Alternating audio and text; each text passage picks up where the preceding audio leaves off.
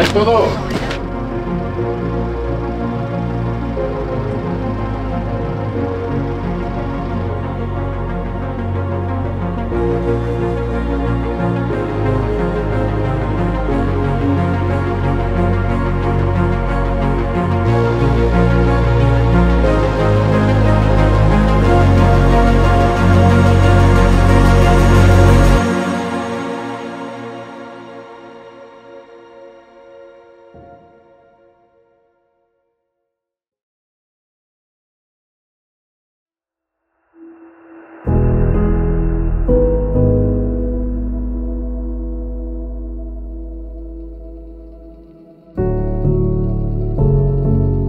Cuando pasen el Rabizo y vayan al otro lado del Rabizo, a ese mundo complicado, ese mundo de la empresa, del trabajo, de lo que sea, de la universidad, mis chicos y mis chicas tienen que ir bien preparados cuando pasen el Rabizo.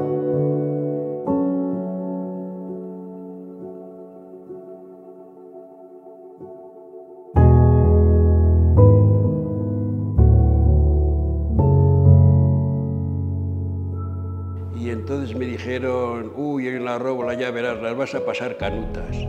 Digo, ¿cómo canutas? Dice, sí, gente de la montaña, gente minera, ya verás, las vas a pasar. Me acuerdo siempre, allí en aquel septiembre del 96, que yo bajaba el Rabizo por primera vez, que no fuera a ir a Asturias, sino a mi trabajo, y yo pensé, bueno, un par de años y para León. A ver, cuando tú pides, pues te pueden dar o no, y a lo mejor el sitio donde te dan, pues no es el sitio que a ti te gustaría, etcétera.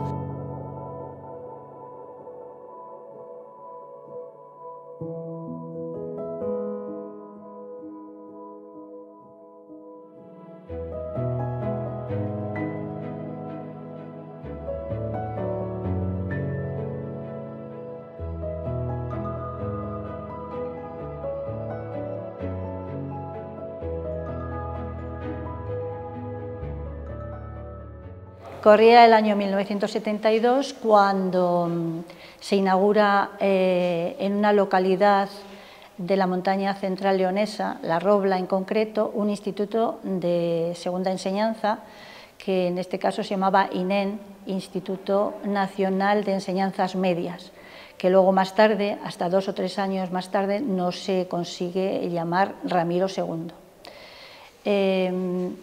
Podemos decir que La Robla, ¿por qué en La Robla el instituto? Bueno, pues en La Robla fundamentalmente porque era un sitio privilegiado, estratégico, entre Asturias y la meseta para implantar industria. Entonces, en ese momento se piensa que si va a haber mayor población, que en ese momento podríamos decir que hay unos 5.700 habitantes en La Robla, pues su alcalde, en ese momento Benito Díaz García, gran artífice y apasionado de la cuestión, decide que para que progrese realmente la industria se necesita formar a las personas. Pero ya digo, el primer año fue una toma de contacto porque, bueno, los chicos también venían de otros sitios, de los pueblos de alrededor, y bueno, nos fuimos conociendo ellos a mí y yo a ellos, o sea que fue todo un primer contacto. Cuando llegué allí me encontré a Agustín, que a la sazón era el director, una persona muy apasionada, sí, muy aficionada a la música, muy sí, aficionada a las celebraciones, sí, a los ritos, a los rituales, sí, que enseguida nos puso a cantar gregoriano. Yo sí, digo, anda, esto me encanta a mí, lo bonito que era. Y me di cuenta enseguida que era un instituto donde se hacían cosas, pero sobre todo se dejaban hacer cosas, que yo luego he visto muchos compañeros que me dicen, a mí no me dejan hacer esto, no me dejan hacer otro en otros centros, y aquí jamás nadie nos puso nunca pegas. Hombre, supongo que si planteas algo descabellado, efectivamente, pero bueno, todo... algunas cosas casi descabelladas hicimos y las hicimos. Sí. Entonces, pues el primer año fue más o menos estar ahí haciendo las instalaciones y pintando los campos de fuera también, de baloncesto. Pues yo, como era de baloncesto, pues empecé a meter el baloncesto porque la gente de allí era gente de balonmano, también de atletismo, gracias a José Manuel, una bellísima persona. Y entonces yo empecé a meter baloncesto y salió muy bien porque eran gente muy fuerte, muy preparada para el deporte, y no me costó gran cosa pues que jugaran, y jugaran muy bien.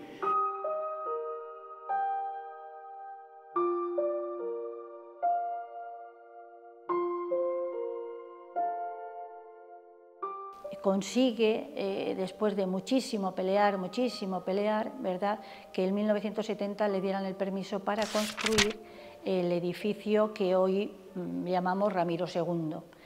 El edificio que hoy llamamos Ramiro II está construido sobre un lugar que se llamaba El Sagral, pero que los nativos del lugar lo llamaban el Prado del Colorado. Eso nos ha contado Maxi, que es un exalumno de aquel momento.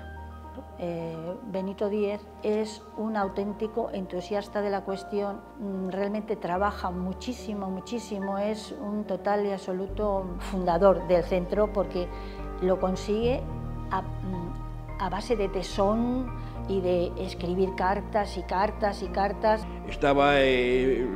No había aparatos, no había nada, se empezaron a traer los aparatos, las espalderas, el potro, el plinton, las canastas y demás, ¿no?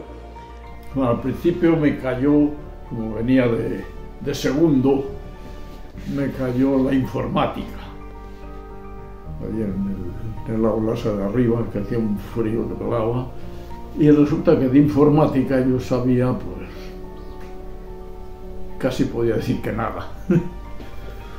Era cuando se hacía esto del BASIC. Y entonces tenía algunos alumnos que eran unos expertos, sabían de sobra más que yo.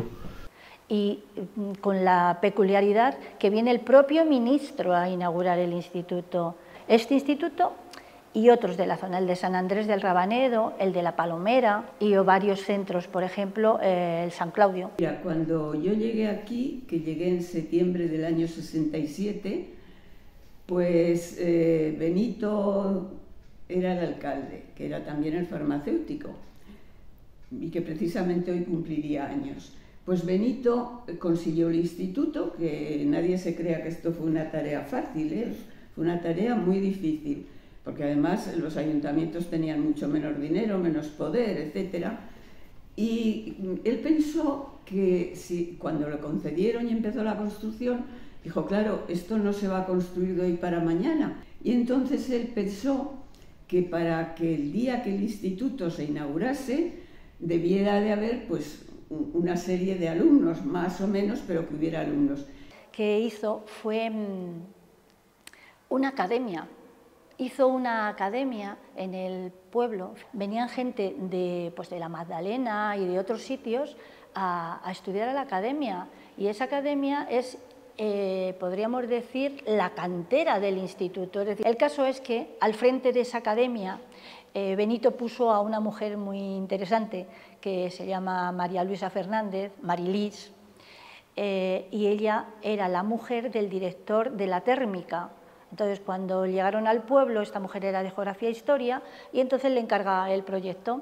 Bueno, pues la verdad es que era un poco novedoso todo, ¿no? Para la zona, ya no solamente era para gente de La Robla, sino que todo el Alfoz, todo el Alfoz de La Robla, pues de los pueblos aledaños, venía mucha gente también, muchos compañeros, y lo que sí recuerdo es que en el año 72 el número de matriculados en el instituto fue de 123 exactamente, cuando La Robla tenía, según el Instituto Nacional de Estadística, tenía 5.700 habitantes. Estaba el tema de la térmica, etcétera, etcétera, con lo cual fue de una repercusión en la zona tremenda, el Instituto Ramiro II, con lo cual yo creo que fue un acierto de don Benito Díez el ponerlo aquí, porque benefició a mucha gente. Viene a hacer una visita, viene a inaugurar estos centros, y uno de los que más resalta en la prensa es precisamente el de La Robla. A este señor le imponen la medalla de oro de la ciudad, o sea, de La Robla.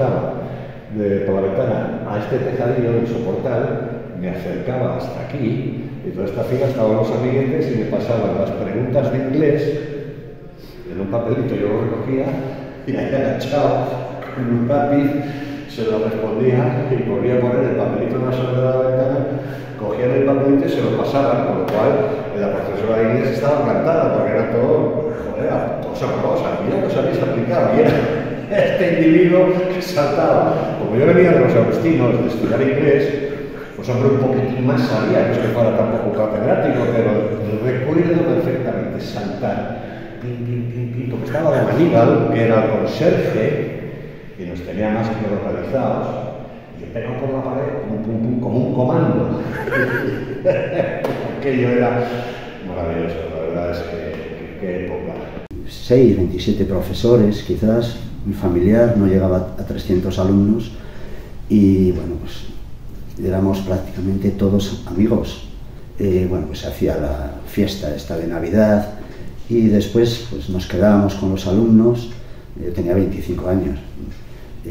Nos quedábamos con los alumnos por el pueblo, íbamos al pub Charlotte, no sé si estaba abierto en aquel momento, a la discoteca Macumba, y al final recuerdo una imagen, una nevada impresionante, volviendo a León a las 3 de la mañana, pues Agustín, Ángel Villalba y yo, Agustín Casado, Ángel Villalba y yo, cada uno en su coche, solos por ahí, por las lomas estas, hasta llegar a la ciudad, pero además con problemas, porque había una nevada de impresión, ¿no? Y fuera también de lo que es el ámbito puramente académico, el ambiente que había. ¿Te acuerdas aquellas cenas famosas de letras y de ciencias que se hacían 2 al año? Sí. Una de letras y otra de ciencias. La de noviembre y la de abril. Pero la picaresca que había alrededor, humorística y literaria, todo con poemas, pero cargados de mala baba, sobre todo pensando en los que lo organizaban. Pues qué mal, qué pobres eran. Qué hambre hemos pasado, qué fatal. Al año que viene a ver qué tal.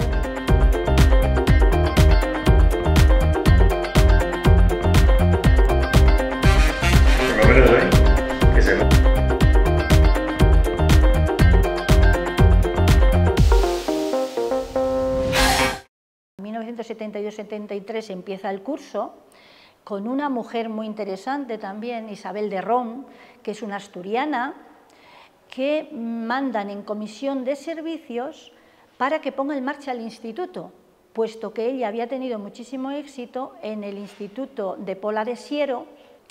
No es raro, ahora nos podría chocar, pero no es raro pensar que fuera una asturiana. ¿Por qué?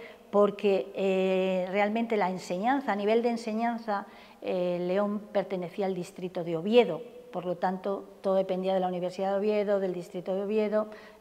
Había un colegio en Santa Lucía que era de los maristas, que lo tenía la Villera Vascolonesa, y el Instituto de Pola, que no era instituto, se decía como instituto, pero nos venían a examinar, dependía de un instituto de León, y venían a examinar los profesores de León. Entonces surgió el Instituto Ramiro II, que me recuerdo hasta cuando se le puso el nombre, porque tuvo muchas dificultades para sobrevivir en aquel momento, porque era un instituto que nos hizo muy grande, en aquel momento era muy grande. Nos parecía a todos que era, bueno, como que impresionante, porque en Pola era un sitio pequeño, veníamos todos de una casina pequeña y nos metimos en una casa muy grande.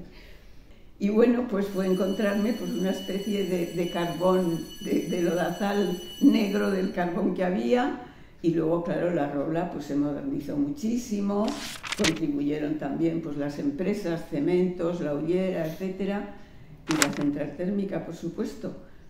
Y poco a poco pues, todo se fue floreciendo, el pueblo, esa es la palabra. Bueno, soy Jorge de Prada, el actual director del Instituto Ramiro II, y bueno, yo llegué aquí en el año 2001 y entonces me encontré con un centro que tenía una dinámica muy especial y unos profesores muy especiales, no sé, y enseguida empecé a entrar en la dinámica porque enseguida me incorporaron a proyectos y a cosas y me dieron responsabilidad. Y entonces, claro, yo llegaba de estar en otro centro, en otra comunidad autónoma, y eso un poco me sorprendió, pero yo, como yo soy muy activo, soy de educación física y tal, pues bueno, me lancé ahí, ¿no? Y entonces, pues empecé a imbuirme de ese espíritu del Ramiro II que te lleva y te ayuda a trabajar de una manera, sobre todo yo diría una manera en equipo, ¿no? Y para mí eso es una de las esencias del instituto, ¿no?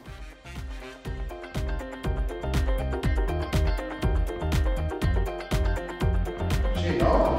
Vale, entonces, si mandamos eso a nivel individual, y le estás diciendo que tus clientes que no sabes si saben cosas, vayan preparados. Bueno, pues el instituto, un día, el director, don José María Abad, me pidió que teníamos que dar un nombre al instituto y que a él le gustaría que se llamase Ramiro II. No me dijo el porqué, pero bueno. Y entonces me dijo que por favor diera una conferencia sobre Ramiro II y que el instituto pues quedaba ya con ese nombre, Ramiro II. Y esa es la historia. No sé por qué razón, intuyo que porque yo era profesora de historia, pues cogió un nombre que para él tendría alguna representación, pero tampoco daba explicaciones, o sea que me dijo eso, yo preparé la conferencia, la di, y a partir de ahí pues quedó bautizado como Ramiro II. Porque cuando llegamos en el 97, en el curso 97, que lo estábamos comentando antes, ¿verdad? Celebramos el 25 aniversario del instituto. Celebrar como una especie de estaciones, danza de las estaciones se llamaba, que lo organizaban, era de astronomía y lo organizaba Jesús San José. Me acuerdo de que hicieron unos círculos allí en el patio. Sí, hicieron unos círculos en el patio, hacían como una especie de danza de las estaciones, relacionado las posiciones que tenían las estrellas en su momento. Todo esto, Y luego el otro grupo de trabajo que lo dirigía yo, era todo la historia del instituto, de la zona, de España, del mundo, en el año 72-73, que era el curso en el que se había inaugurado el instituto. Entonces, cuando llegué, la primera cena que fui, me acuerdo aquello, es que una profesora que se llamaba Carmela, que era de inglés y ya está jubilada y tal, que, bueno, muchos la conoceréis y tal, que estábamos en la cena, ¿no? Y entonces ella, en un momento dado, se llegaba, traía una colonia de esas que son de las más fuertes que hay de mujer, y entonces a todos los nuevos nos... Y luego llegabas a casa, joder, llegabas a casa oliendo a esa colonia de flores de no sé qué, y le decías a tu mujer, no, es que te rocían en la cena. Se me apareció un joven así con pelo largo que me dijo que era el jefe de estudios, era Ángel Villalba, y lo primero que me preguntó fue si jugaba al fútbol. Y me sorprendió, le dije que sí, que andaba bastante bien. Me dijo, tendrás un buen horario. Una anécdota muy curiosa. No, bueno, yo voy a decir lo que se dice siempre en estos casos, ¿no? Dice, encima que a mí me gustaba dar las clases y tal, y encima me pagaban, ¿no? O sea, más contento que... Cuando acaba el claustro me dice Fátima, que llegaba ese mismo año, ay, yo creí que eras monja, pero hablaste y ya vi que no. Pero es que no lo pensó Fátima, no lo pensó solo Fátima, lo pensábamos todos. Lo pensaba. No sé si es por la ropa que llevaba o por qué. Que iba muy modosa. Pero, pues oye, tenemos una monjita. Ahora, oye, los aparatos, no sé si estuve 3 años o así, porque un día un chaval, para saltar el pinto, dio con la cabeza en él, y dijo, se me mató. Fuera los aparatos, se acabaron los aparatos. Llega. Un abrazo de los gordos y recuerdos para tu madre. Empecemos con las coplas. Antes de empezar bien la investigación, se consideraba que este instituto era parte del programa, podríamos decir, que se había puesto en expansión en toda España para, pues eso, escolarizar a la población. Quisieron de alguna manera eso, alfabetizar el mundo rural. Ellos proyectaban una serie de centros y valían un poco como para todo. Entonces se consideró, se creyó durante muchos años en La Robla, aún yo creo que se cree, que esto formaba parte de ese proyecto y que ese proyecto que se había puesto en marcha en Andalucía había emigrado al norte y nuestro instituto era parte de ello. Pero no, lejos de pensar eso, tenemos que decir que este proyecto es original de 2 arquitectos. Estamos hablando de que empezó hace 50 años Y claro, 50 años en la vida de un centro son muchos años, ¿no?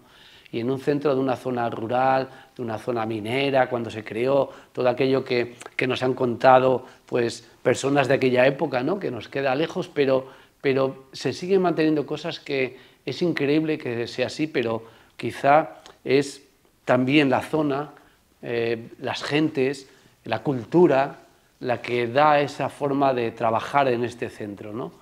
Y yo creo que después eso pues fue el origen después de seguir creando grupos de trabajo pues distintos años. Sí, ¿verdad? empezamos ahí y luego empezamos después a hacer todos los años hacíamos proyectos, ¿verdad? Sí, trabajamos por proyectos, sí. Yo creo que una cosa muy interesante fue que se creó un grupo de gente que tenía ganas de trabajar, pero también ganas de trabajar en la zona. Bueno, no solo eso, sino que también teníamos una idea educativa común, ¿no? Que no solamente era cosa de las clases, sino que abrir la relación a otras cosas, abrirse al entorno, abrirse a otras opciones posibles. En un instituto de León trabajaríamos distinto, seríamos distintos, en un instituto de una ciudad. No sé, está ahí, es algo que está ahí, que es intangible, pero que está ahí. Pero yo siempre pienso, o sea, no creo que hubiéramos podido encontrar un grupo de personas que hicieran mejor aquello. También seguramente los hay por ahí, pero juntos todos no creo que lo hubiéramos podido encontrar. Hubo un momento en el que aquí apareció un curita muy joven, y vino aquí y estuvo con nosotros como un par de días. Y efectivamente en la primera planta donde estaba la capilla, ahí nos reuníamos y charlábamos. O sea, más que misas y confesiones y todo aquello, pero que tampoco era el rancio metiéndose en religión y venga, no. Y hubo un detalle, había dos personas que se habían jurado odio eterno. O sea, son de esas personas que ni dices buenos días y procuras cambiarte de acera cuando te lo encuentras. Y este curita, que no recuerdo el nombre, consiguió que esas dos personas, en el medio del grupo que estábamos, se dieran un abrazo, que de esa reunión salió llorando hasta el Cristo que estaba en la pared. De la emoción consiguió que dos personas que no se soportaban bajo ningún concepto acabaran abrazados llorando y pidiéndose disculpas por la tontería. Momentos difíciles en el instituto ha habido varios, como siempre, ¿no? Como en todos los centros, ¿no? Ese primer año fue uno de los momentos más complicados que se han vivido en este centro, desde que yo estoy. En el año 2002, debió de ser así, hubo un conflicto muy fuerte que rompió el centro totalmente, ¿no? El conflicto fue muy sencillo. Estábamos en evaluaciones de primera evaluación y pincharon las ruedas a un profesor, le aparecieron dos ruedas pinchadas, tenía el coche en la calle y tal, y entonces, bueno, pues la cosa, fueron los alumnos. Entonces se suprimieron todas las actividades extraescolares, que había muchas, y se mandó una carta a los padres, porque tal, se acusó a los alumnos. Luego nunca apareció, evidentemente, quien había tal. Entonces los padres mandaron otra carta contra nosotros, los alumnos contra nosotros, luego se hizo otra carta para los... Bueno, se creó un conflicto tremendo, ¿no? Y entonces ahí dijimos, bueno, ¿qué hacemos? Nos juntamos el equipo de profesores y dijimos, bueno, pues vamos a intentar buscar soluciones. Y ahí fue cuando empezamos a formarnos en mediación escolar. Por eso nos lanzamos al proyecto de la mediación escolar, es decir, a través de la mediación escolar hemos enseñado a un montón de alumnos y alumnas cómo solucionar sus conflictos, ya no en el centro, sino en su vida diaria, de una manera pacífica, dialogada, con técnicas, les enseñamos técnicas. Eso es una enseñanza mayores que reciben aquí, que no se da en otro sitio. Fuimos el primer centro de Castilla y León en hacer eso.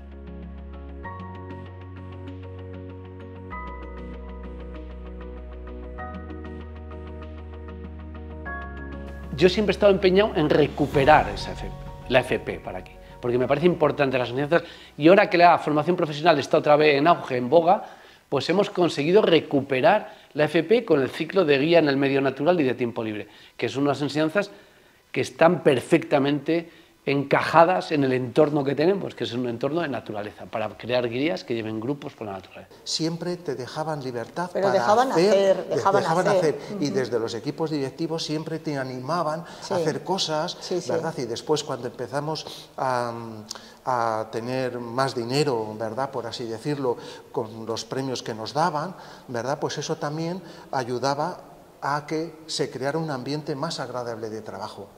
Porque yo desde el departamento de orientación organizábamos cosas en los recreos, hacíamos cosas para los chicos, ¿verdad? Y siempre nadie me dijo no lo hagas, siempre te animaban a hacerlo, ¿verdad? Y eso es muy importante.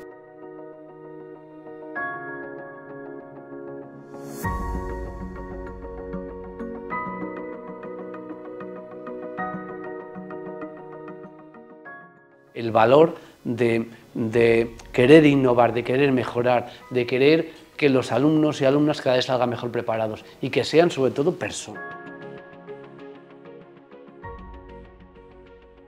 Here on page 20, you have there, the objective is to have warranty that your changes, your new design is going to be possible. ¿No? Y entonces con el tiempo aquello se fue desarrollando en cuestión de ordenadores y de toda esa tecnología, y yo ahí ya me pilló, que ya me pilló un poco ya mayor. Tenías además a tu disposición, bueno, pues muchísimas cosas interesantes de que ver, las visitas a la térmica, que el director era Manuel Urueña, cuyas hijas estudiaron aquí, Marilis y Cristina. Entonces tenías las visitas a la térmica, íbamos a ver el lavadero de carbón. A la mina, yo creo que estando yo, no hicimos ninguna. Había que montar un Belén viviente en la plaza del pueblo. 100 personas allí, uno por el musgo, otro por una rama, otro por una piedra, otro a desmontar. Allí había los mismos desmontando. Es decir. No, y después es que allí en la Robla, bueno, se marchó mucha gente, porque yo cuando fui a la Robla, aquello era, entre la térmica, Cementos y la Ullera, aquello era una ciudad. Pero después, claro, ya mucha gente empezó a vivir en León, y a León y la Robla. Pero al principio no, al principio vivían en la Robla. Pero después, ya te digo, bueno, empezaron a cerrar la Ullera y demás, y ya la gente empezó ya a marcharse a vivir a León, y la Robla fue un poco para abajo.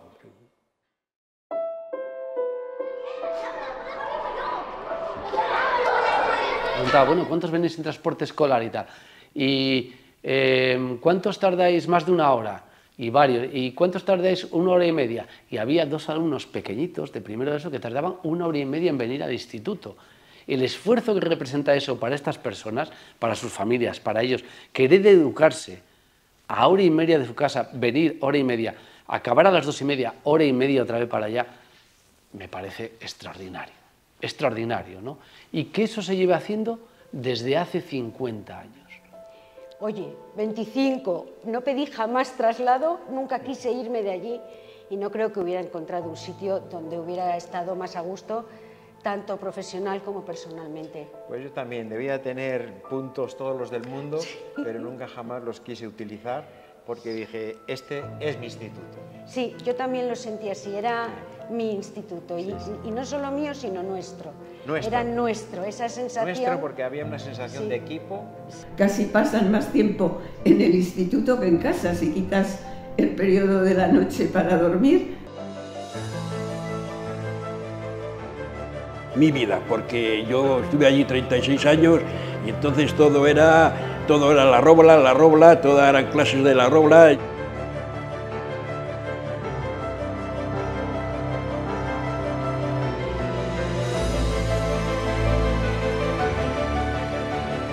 En una zona de León, que estamos a 20 minutos de León, pero parece que estamos a cientos de kilómetros, ¿no?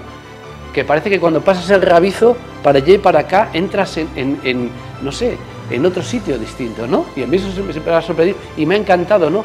Venir desde León a trabajar aquí, viendo la montaña, llegar, el Rabizo, y llegas a la Robla, ¿no?